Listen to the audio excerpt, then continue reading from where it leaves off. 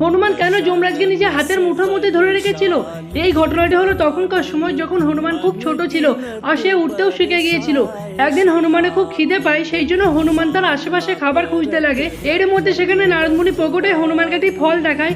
দূরে ওই লাল রঙের ফল দেখতে পেয়ে হনুমান ওই ফলটিকে খাওয়ার জন্য যত তার কাছে যায় তত ওই ফলটি দূরে চলে যায়। ফলে হনুমানের মনে ওই ফলটি খাওয়ার উদ্যোগ আরও বেড়ে যায়। হনুমান যে গতিবেগে আকাশে উঠছিল এটা দেখে সমস্ত দেবদেবীরা চমকে যায়, কেননা ওই ফলটি স্বয়ং সূর্যদেব ছিলেন।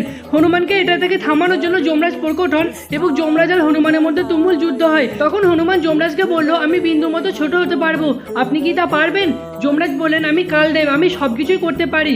যখন যমরাজ ছোট হয়ে হনুমানের হাতের তালুর ওপর বিরাজমান হন তখন হনুমান যমরাজকে তার হাতের মুঠোর মধ্যে ধরে নেয়।